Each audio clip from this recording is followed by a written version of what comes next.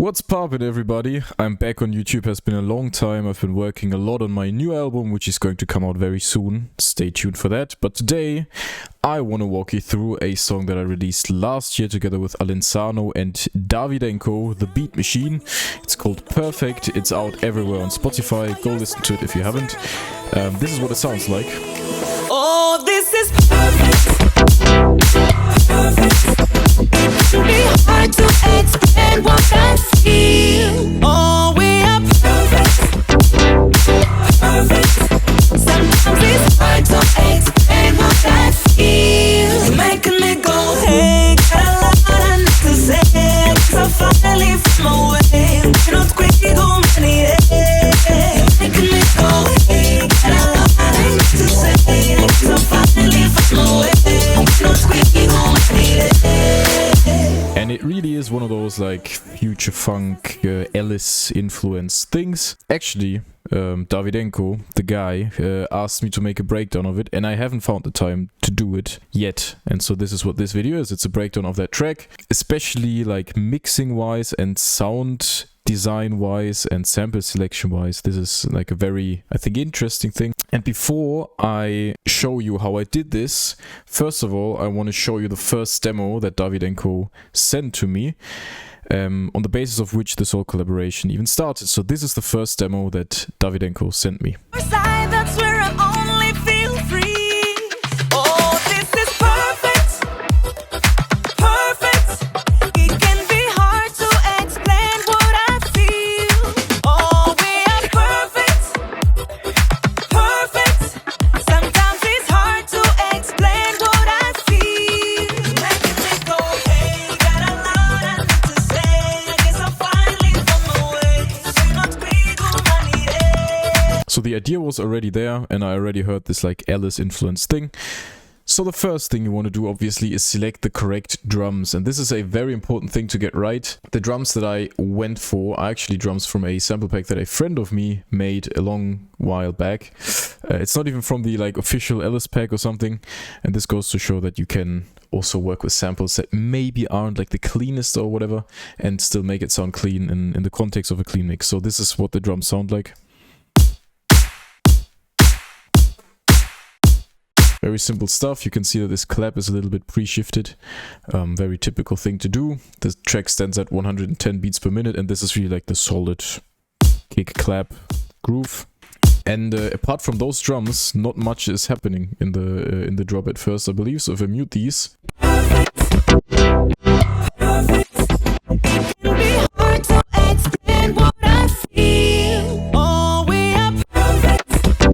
basically it. So anything else is like little percussion sounds or whatever that I put in to emphasize some of those accents in the instruments. So this is basically all the drums. 2 tracks, not the cleanest samples even. Like this kick has very clearly has like a hi-hat or whatever. It works in the context of the track and no one cares. So just do it. This is one of the things, like I sometimes see people layering 4 kicks on top of another. Just select a good sample, man, and you're good to go. So that's the first thing, keeping it simple with the drums, really. Then I add a little bit of a like a shaker loop and some of these like hi-hats later on. You know, some groove, but not even much. This is like 4, 5 tracks at this point.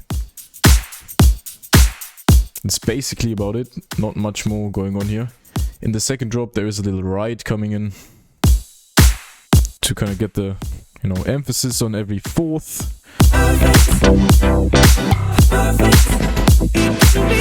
Like this really, you know, gives the pulse on every 4th. What I could have done, and I believe I even tried this out at some point, is that I could have also moved it here, which would have completely changed up the vibe. So now the vibe is like, which doesn't work in this case.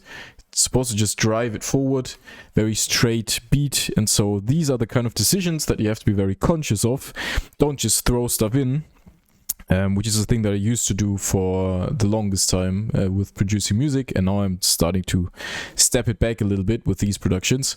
This is only 170 tracks. Some of my songs have like 400, so in comparison to that, this is not much. So the drums are super simple. We have some percussions, as said, that emphasize the phrase of the instruments, you know. I'll give it to you with a click. Especially this one's very important, you know, to make it more interesting sounding, but don't overdo this kind of stuff. I used to overdo this, like every single little thing had like a little click or whatever sample.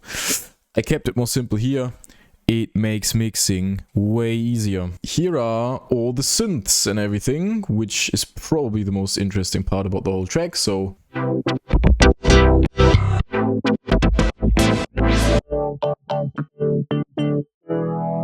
Hey. This is even with the bass. Let's mute the bass for now. So... It's like a question-answer type of thing. Pretty complex rhythms. All the wobs are completely manually drawn in. This is what I love to do, and I've been doing this for years now. This is the way that I do my wobs. I don't go into a synthesizer and just set up an LFO.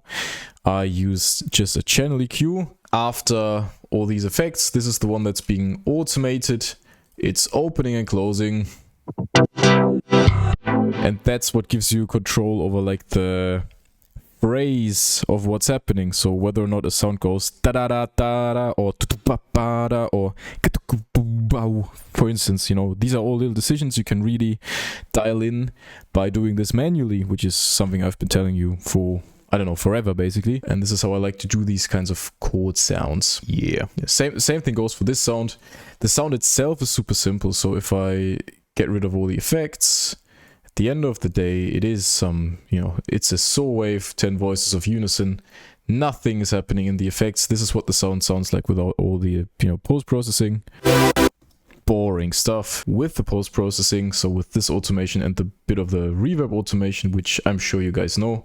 And with Valhalla Room, you have to make sure you automate the mix and the early late mix so that it doesn't ring out further than intended. And it sounds like this. Cool sound. But for this, you have to be very conscious of the phrase you want to go for. So you have to be able to sing the phrase. And in this case, it was really like, oh, this is perfect. And then this perfect vocal together with the chords is really what, you know, creates this very satisfying beginning of the drop. So if I mute this and I show you the track. Oh, this is perfect. It's also cool. Perfect. Now you could say, that's cool enough already. That's cool enough for the beginning of a drop. Oh, this is perfect. But you know, some stuff in the mids are missing. That's also, you know, I obviously carved it out from the vocals, the low mids and everything. But with these chords, it really creates this nice, satisfying full thing, because the way she's singing perfect is like perfect. It's like long and then short. It's the same thing within the chords. This is why I like to do this manually, as already said, because this gives you the control to make this like perfect. It's basically, it's like mimicking the vocal here. This is the kind of control you only get from drawing this in manually. You don't get this from just setting it up in the synthesizer and then like controlling it with a macro. And if you're going to control it with a macro, you might as well just do it in a channel EQ anyway. So this together with the vocals, if I show that to you, going to sound very nice. Oh, this is perfect. And the chord step is basically singing along here. Yeah, then one of the things I always like to do with the M1 piano, and I've been doing this for a long time, is to get, you know, some of these wop chords. Is the phrase, a very like typical sort of syncopation thing. With some ghost notes at the beginning. If you do these ghost notes, always make sure, as you can see here, to give them a little bit, I don't want to convert that, to give them a little bit of a like a spike, not even much. Like this goes from 250 to like 850 hertz, just to make it go like a little bit. It's more like a percussion thing. It's like little percussion, like percussive ghost notes. That's what I'm like playing on the piano when I'm thinking about it. It's really like I'm singing. If I would have this the other way around, it feels different. It doesn't feel as nice, so you have to be very conscious of these kinds of decisions. To layer that up, I added some like driven whirly sound and a saw wave, you know, just to get some more characteristic stuff in there. And I think I even voiced the chords slightly differently so that we have some more, you know, just variation. The sound becomes more wide, it becomes bigger, it becomes more interesting. The same thing reappears here with a A minor 9 chord. Very nice chord. Again, together with the vocals, so we have two very satisfying moments. Nice. And then slightly different phrase here. Also slightly different sound. This is really like a saw wave sound now. 16 voices of unison on oscillator A. Second oscillator, only one voice, but tuned down 1 octave. No effects. So the sound itself, again, is super boring. With all the effects, it sounds like this. And so that's basically everything for the chord sounds. Simple stuff. You want reverb automations, you want channel EQ automations for the wobs. You don't want to just, as said, do it in a synth with an LFO shape, because then it's going to be the same every time. Do it like this, draw it in manually, even though it takes more time, but once you have this data down, you can just copy it and just run another sound through the same automation, and it's always going to add something. One of the comments I got a lot was, the vocoder sounds amazing. What kind of vocoder? It sounds like Daft Punk. It's crazy. It's really just the Logic stock vocoder. Sounds like this in the track. Without any effects, this still sounds pretty garbage, to be honest. What makes it work is a sausage fattener, so like some serious driving, distortion, OTT, a lot of it even. So 100% OTT, sausage fattener, that's what makes it sound fat, you know? And yeah, that to fit it into the whole track, like this very like gritty and disgusting sound, in contrast to a very smooth voice over here. Hard to explain what I feel. Hard to So that together, explain what I feel. Oh, that's already cool. But then if you add a very like smooth chord sound underneath with some nicely voiced chords like this, it can be hard to explain what I feel. Oh, that's very satisfying. You add a very clean bass to that, and we will come to the bass sounds in a bit. And you get this really nice, full sounding moment in the track. hard to explain what I feel. I just think that sounds really nice, and it's really simple stuff. One thing that I've been telling also my students on Udemy who've been in the Logic Pro course, links in the description if you're interested, mix sounds, make like sound synergies, and this is often like a gritty sound and a very soft sound, carefully placed together, and it will sound amazing. If you just have gritty sound, gritty sound, gritty sound, aggressive sound, distorted bass, it's just all gonna be like one fudge, and you're not gonna have a nice listening experience. But if you have one very gritty sound, very weird and interesting sound, and you mix that together with a very, very smooth sound, like this is weird on a different axis, I suppose. This is weird with regards to the voicing of these chords. I mean, it's not really weird. If you know music theory, it's not going to be like, oh, what is he doing? Oh my god. But it is, you know, it's interesting at least. But then the sound is very smooth. So I'm kind of like using extremes on different axes to make everything sound interesting together. I don't know if that makes sense, but that's the way I think about these things. Okay, now coming to the bass sounds in this track, there is one preset, the studio bass preset.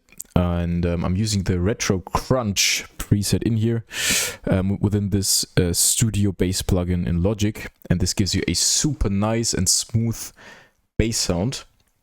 And I split it into two channels because I think at first I had a different bass sound here, but then I just went for straight up just using that bass. And this really goes to show, if you have one good sound and you make the post-processing good, you don't need to add 50 layers or anything. It makes it way easier to mix it down correctly, because if you have like 10 layers, like, there are going to be phasing issues, especially with bass sounds. Then you're going to have to start cutting off from the low end, then you're going to have gaps.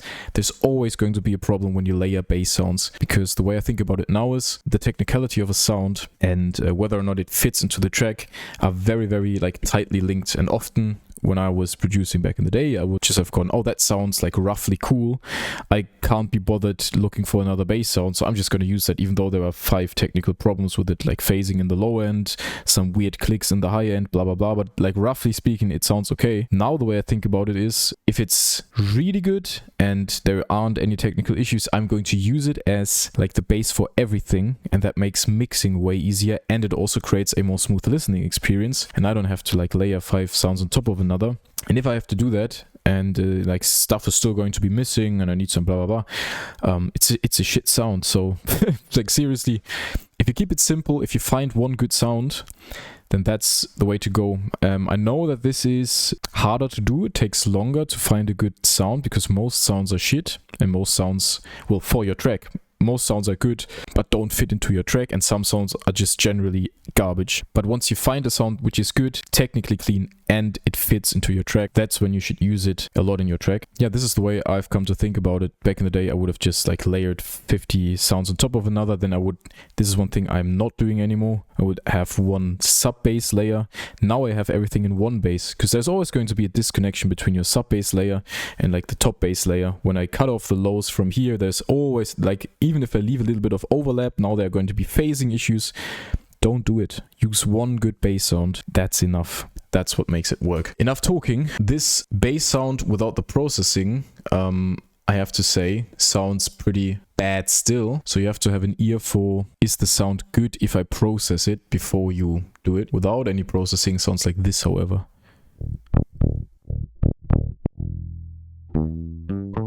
Now, if I would keep that sound in the track like this, obviously you would say, what a shit sound that is. But there are some things about this bass sound. It sounds very realistic. It has the exact right amount of sort of crunch and a little bit of distortion and that kind of stuff. So it's characteristic. It's not perfect, but it's also not too unclean to not be able to use it. So it has that perfect mix of those things. When you run that through a bass amp plugin, just like you would when you play your own bass, you know, analog and then into a USB audio interface, then digital into your computer, you would also run it through a bass amp designer. This is width, then heavy compression, brings out some more of that like dirty clickiness in the top, and in general flattens out the volume, which is very important. Chroma glow with the retro tube model style clean, 30% drive, also very important here. Fat effects, this is doing a lot of the work. So this has this bass enhancer thing, and this really does a good job. Then we have an OTT, like roughly 40%. I'm getting rid of the mids here again. And a little channel equalizer.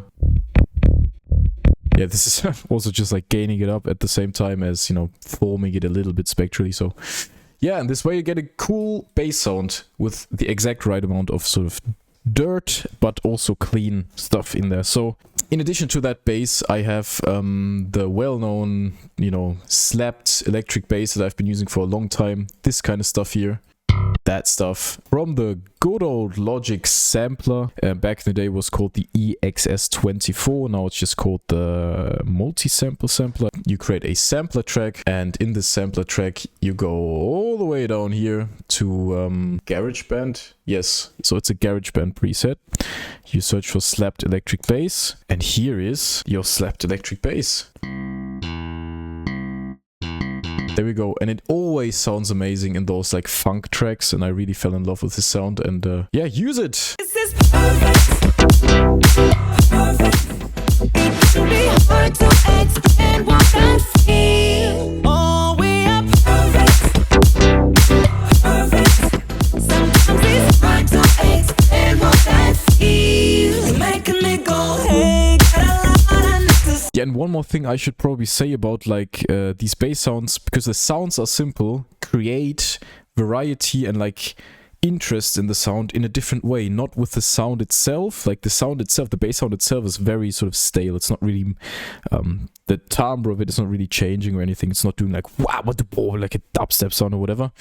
But like with regards to rhythm or something, be creative. I mean, this is not the bass sound, but this like acts as the bass sound here with this vocoder. Like that is just, you know, it's like super syncopated and everything. have fun with these things. This is a different way of doing it, rather than having like a simple MIDI and the bass sound is doing you know, in the synth itself it has like some crazy settings that makes it move and wobble and whatever. This is the other way around. It's a simple sound, it's just a vocoder, but the syncopation makes it interesting. So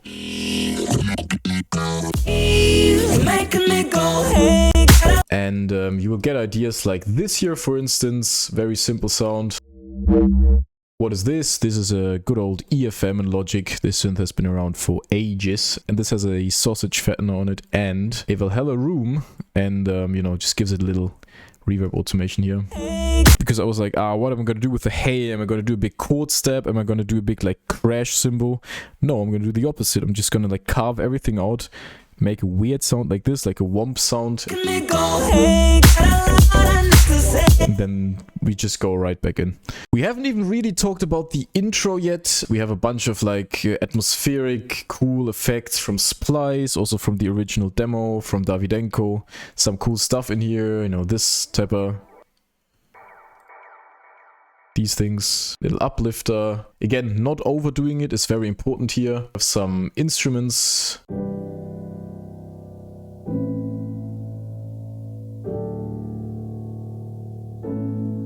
Hey.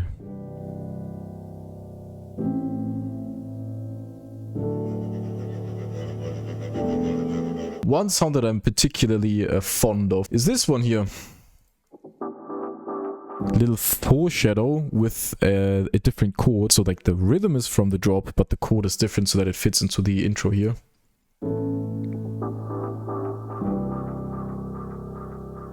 Also together with this little percussion. You know, just getting a little bit of that foreshadowing of what's about to happen in the drop, basically. This was from the original demo. Nice percussion stuff. Together with some snaps. Hey, nice guitar also from the original demo.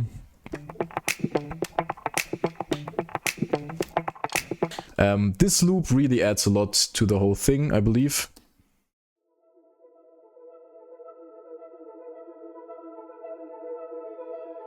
One of those very often used loops from Splice. This one's also from the original demo. We have some drums that come in here.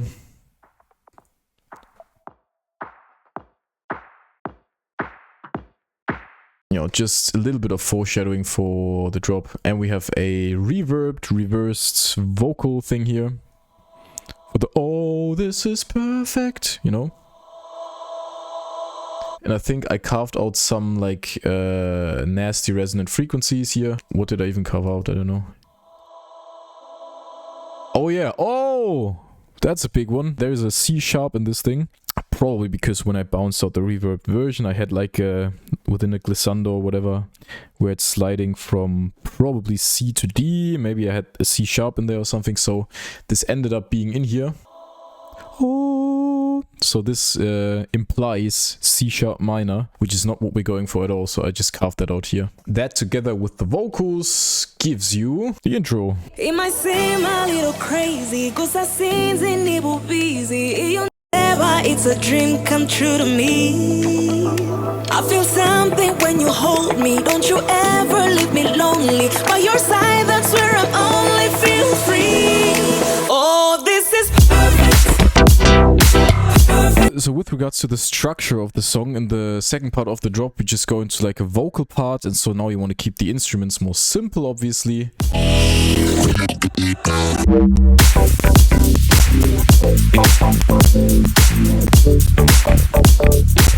So I'm not sure if you would be like, oh, what a crazy track that is. I mean, yes, there is some cool movement in the chord sounds or whatever.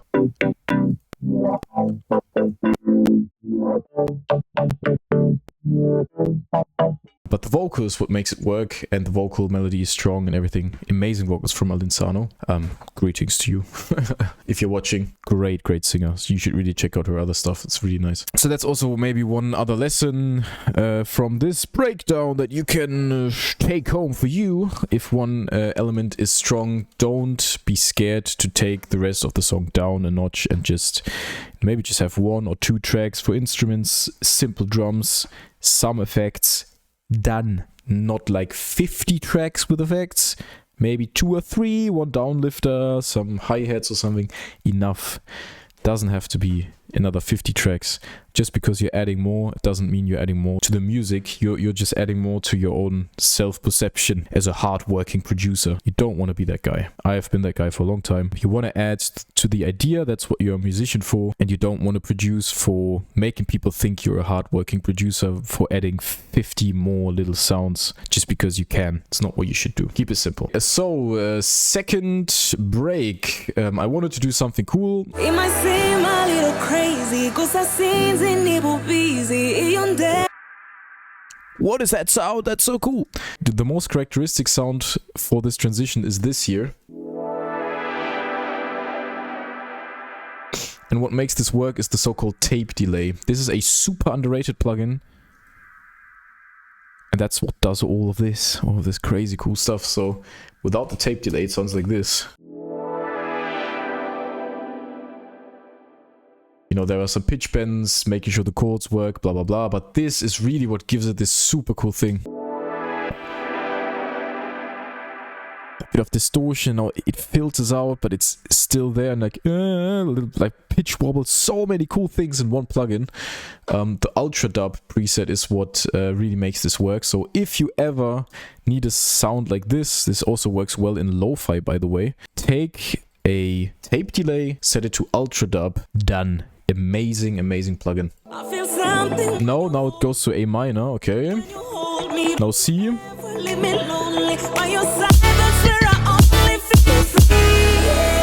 Yeah, this is actually an idea from Davydenko. He was like, you know what? At that moment in the second part where it goes into the second build-up, do a crazy chord. I know you can do it. Come up with a crazy chord. And I did.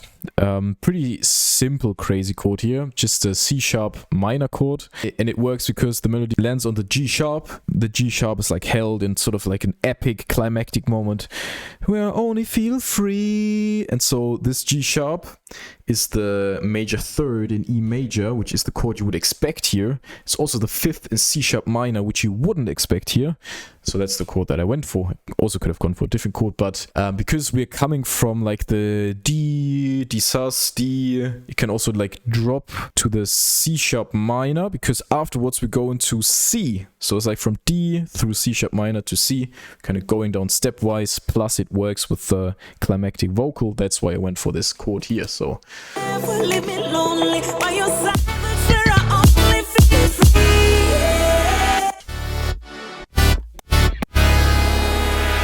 yeah, again, retro crunch bass together with a serum. And this wobble comes from the chorus plugin within Logic. With these settings, you can't see it because it's too small. And we have a little horns preset here. With expressive medium, which does the da, this kind of thing. Yeah, then we go into the second build-up. When you hold me into your arms, that's when I feel like disco vibes. Baby, let us take our time. When you hold me into your arms, that's when I feel like touching the sky. Baby, oh, this is perfect. Yeah, I just thought that worked super well. We get from this like very strange vibe through this, you know, chord switch up into a proper dance floor disco sound. And for a dance floor disco sound, we obviously need all of these sounds here. So some of this is from the original demo, selected by Davydenko, just for me to drag and drop. Kudos to you. And some of this is from Splice. This is such a like a disco sound together with the drums here, with a filter and a reverb.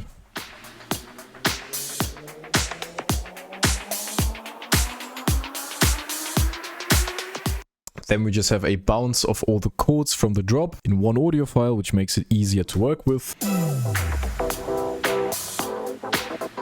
Now notice that there is no sidechain on it. Then I kind of gave it a little bit of a sidechain later on here, so just with a gain automation with the utility gain plugin in Logic, just doing this.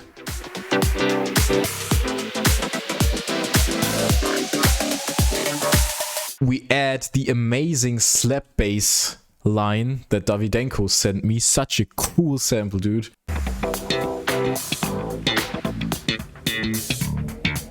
This is...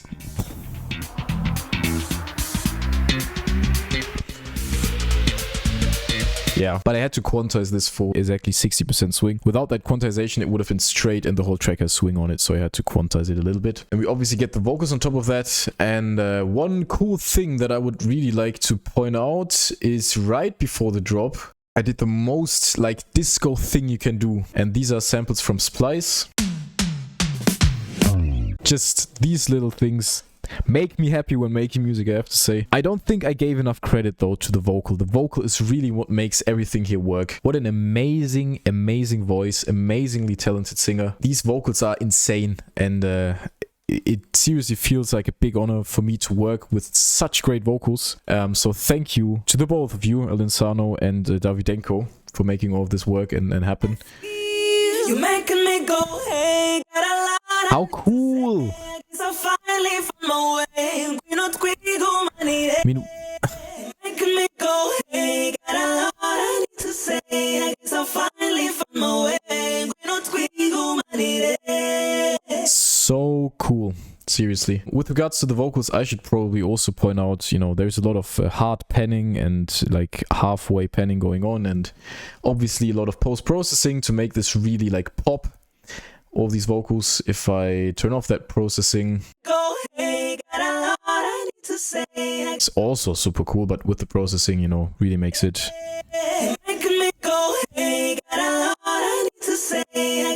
So what is that? That is a studio VCA with some pretty heavy compression. That's a Pro MB. No, stabilizing everything spectrally, getting rid of the lows because there was some rumble in the low end, I think. Yeah. Also carving out the mids. In general, if you want to make something sound fat, you boost the high end and the low end, and you kind of carve out the mid a little bit. Always within the area of the sound. So if you want to have a bass sound, which is like more on the like low spectral part, you want to carve out the mids of that sound. Doesn't have to be like in absolute terms the mids, but like if you cover the mids of a bass sound and then boost a little bit like the high part of that sound, not generally speaking spectrally, but of that sound. Same with the vocal. Obviously a vocal isn't a bass sound, so the whole like spectral part that the vocal takes up in the mix is obviously higher. And if you just focus in on that, you also want to cover the mids of that sound, which is always making it sound cooler and fatter. Whereas if you do the opposite, it's always going to sound like nasal or whatever. It's not nice. I have a Quantec Room Simulator here, amazing reverb plugin. Thanks to Logic for adding this. This hasn't been around for a long time now, but this is a super cool plugin. Making me go, hey, got a lot I need to say. I guess I finally found my way. It might seem a little crazy, cause I scenes in it will be easy. It's a dream come true to me. Yeah, just really great stuff, this plugin. In OTT, 30%. I got rid of the lows. I didn't move this much, to be honest. Don't use OTT on your sounds. Do it if it sounds good. For God's sake, this is one of the discussions. No, OTT colors your sound. Yes, it does. But it colors it in a nice way, and it sounds nice and compressed and ready for radio, so why not use it? You know, don't use it on everything, obviously. Don't use it on your master, that's for sure, but use it on a vocal. Why not? You're probably wondering, I haven't seen a kickstart or a shaper box. How do you sidechain? Guess what, guys? You don't need a shaper box or a kickstart. You can always just do it with a volume automation, and you get more control. You don't have to have more instances of the same plugin on your mixer chain, so it makes loading easier, faster. Everything is better if you just do it with automation. This made mixing for me way easier when I started doing this. So as you can see, almost everything has an output set to bus 10. Almost everything means everything that needs to be sidechained, and that is the sidechain bus. And the cool thing about doing it this way is, first of all, you can have, you know, one automation clip that controls, I don't even know how many tracks, probably like 50 tracks or something. Once you have the right automation clip down, it's super cool because you can just hit Command R and just repeat it, which is why it makes sense to keep this exactly 1/4 long. You have to be careful though, because with MIDI regions, you want to leave some space before and after so that it's going to be clean. If I had the automation clip kind of like starting immediately here, I would have this problem. You can even see there's like a little bit of overlap with the beat. Now you could say, that's not how you do it, that's bad. Oh my god, don't do it this way, you're gonna have clicks at the start. True, but the kick is there anyways. Makes it sound a little bit more interesting. So this was actually done deliberately. I know some people who produce dubstep will do like a ring mod sidechain or something. This isn't dubstep though. This is just a funk track, and it's supposed to sound a little bit of like the bow tying, the like not 100% clean sidechain thing. That's what it's supposed to sound like, so do it in this way if it's supposed to sound like that. So one thing I should tell you is that I have a chroma glow on here and even a limiter, and the limiter does do something. So I'm just catching the peaks with this style modern attack release. This is fairly standard stuff, and this just makes it easier when you go into mastering to not have a sound that has crazy peaks of like 10 decibels. That's why I'm doing it. I suggest you do the same and you just try this out. If I show you the whole track without this chroma glow and then with the chroma glow, you will get an idea of why I put it in. This is without. Oh, this is perfect. Perfect. It can be hard to explain what I feel. Oh, we are perfect. Perfect. Sometimes it's hard to explain what I feel. You're making me go, hey, got a lot I need to say. 'Cause I finally found my way. Not quickly go many. You're making me go, hey, got a lot I need to say. 'Cause I finally found my way. Not quickly go many.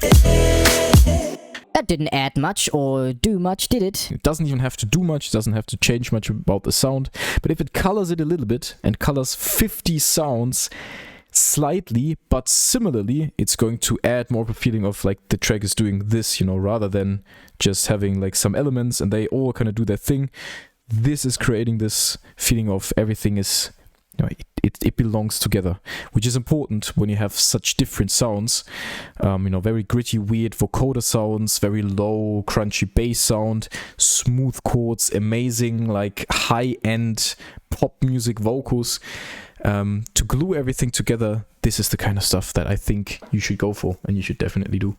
And then I said the Pro L catches the peaks and you don't hear any distortion from the Pro L. That's the most important thing here. You don't want to, you don't want this to create any artifacts, which is why I didn't like gain this up or anything. It's just to catch the peaks so that later on in the Ozone 11 mastering becomes more simple.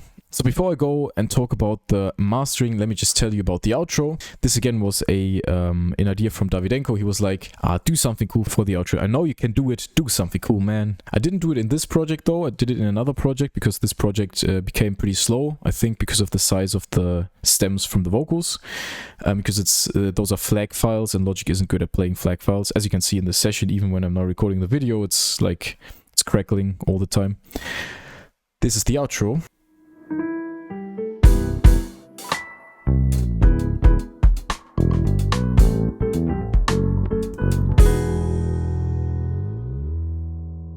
Yeah, a little bit of like a jazz influence thing. Let me show you the project for that. All right, what do we have here? We have a little bit of a piano.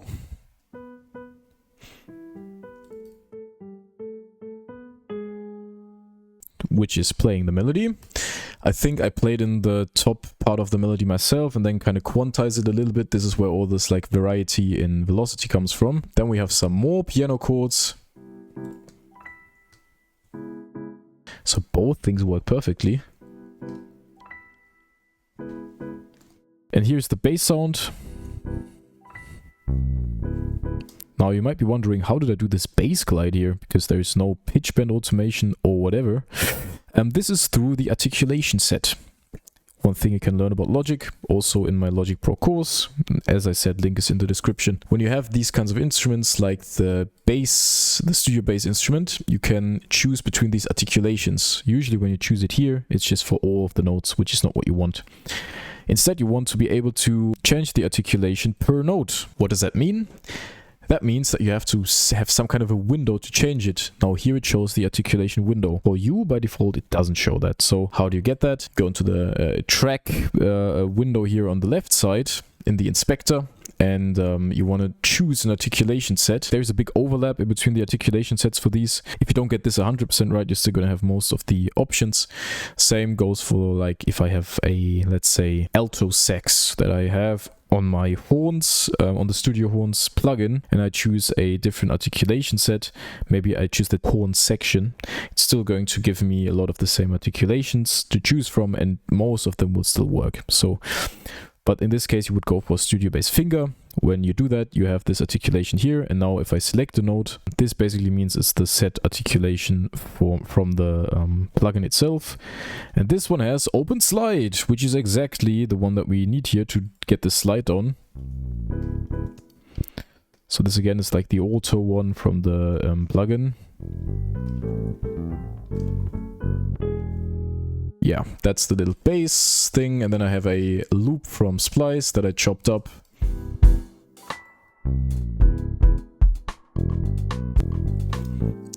Because that wasn't in the loop by default, and I really wanted that little thing in there. At the end we have a ride, which is more, you know, suitable here in comparison to a crash cymbal. And we also have a sample I've been using for ages, Jonas Aiden Blackbird. But very low in the mix in this outro. Really just adds a little bit of something in the background. So yeah, you take that and bounce it out and then put it at the end of your track. That's how I did the outro. And so now one more thing to talk about, which is the mastering. Obviously a big step in a song like this. It's a pop song. It's supposed to sound high-end, clean, and like fully fledged, ready, produced, nicely squeezed together and everything. And I know many people are going to hate me for this. And they're going to be like, What's your mastering chain? Is one Ozone 11? Are you crazy? Mastering has been hard for the longest time, and I think through Isotope's Ozone, it's not hard anymore, because you can literally have this mastering assistant listen to your track and probably make really good decisions for you. Probably better than you. Obviously, that depends on the genre. This is like a dance track, a pop music dance track. If you're gonna make lo-fi, you don't want to have a Ozone master probably. Maybe you even want to have an analog EQ or an analog compressor that everything is running through, for sure, alright? But this is a pop track, this is a dance track, and it's supposed to sound clean, somewhat digital, squeezed together nicely, and this is what Ozone 11 is just perfect for. This kind of stuff, like the impact, this is a super cool plugin. Imager here is an amazing plugin, and like this is the typical setup you would go for, because in my low end there isn't even a lot of like stereo information at all. This is, you know, this is staying at 0. But all of this, you know, boosting the stereo width of the highs makes a big difference. Before,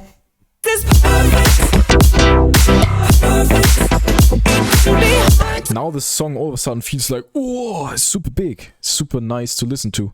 But it's not like feeling like it's nasty to listen to, because it's, you know, there's barely any mono information.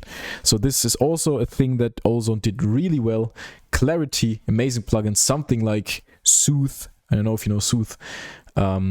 Soothe is a dynamic resonance suppressor, so it's not exactly doing the same thing, but this basically looks at your sound input spectrally and kind of, you know, in a pretty like slow fashion, makes sure that over time it's a little bit more even, rather than, you know, there's a lot of bass, there's a lot of high end. When there's a lot of bass, it kind of ducks down the bass a bit. When there's a lot of high end, it ducks down the high end a bit, so that at the end of the day we're kind of level. That's what the clarity is doing.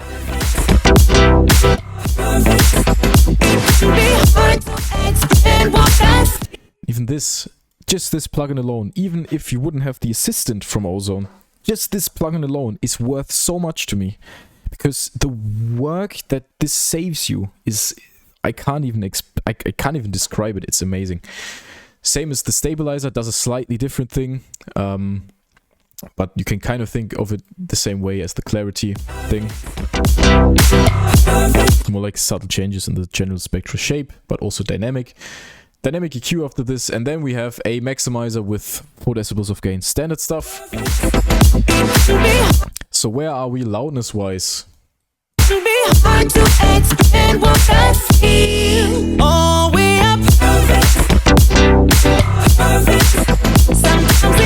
So the track stands at -6. Some people would say it's too loud, you shouldn't glue your track together like that. I like it when it's loud. I really like it when it's glued together, because that's what makes it sound strong and like radio ready. And one last thing that I would like to tell you about is that what I always like to do, this is something that comes from like years of experience, is always look at the song through a oscilloscope, especially if it has the option to have the colors for the different spectral parts, just to get an idea of what it looks like, because very often what it feels like, and if the mix is good or bad, if the master is good or bad, correlates heavily with what it looks like. And so you like after some time you can kind of just tell this is a good looking, well mastered track and this is a bad looking track, you know.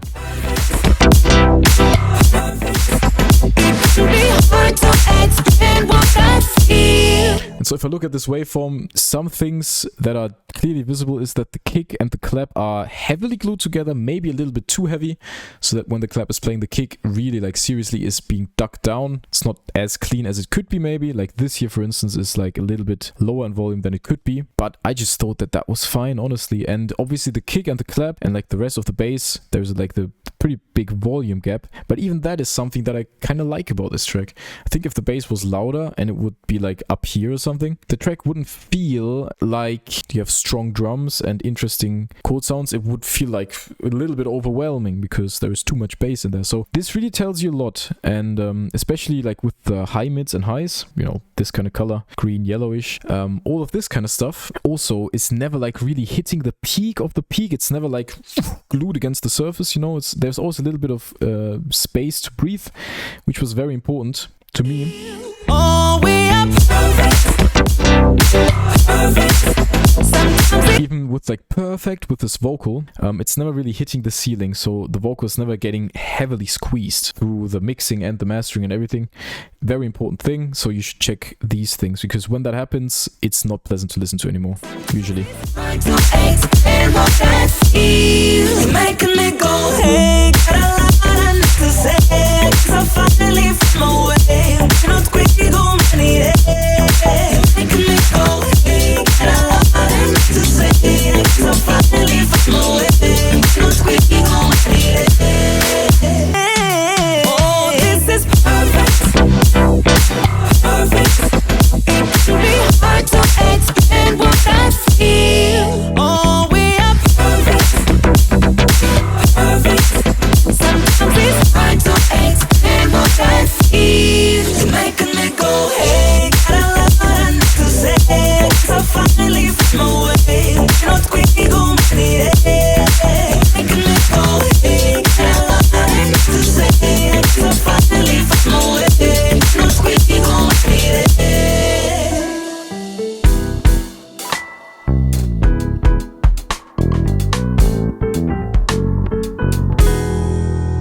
And so that is it with the song Perfect, together with Alyn Sano and Davydenko, the Beat Machine. Thanks for watching this video, and yeah, a big album is coming soon. Here's a very, very brief and quick sneak peek of what's awaiting you.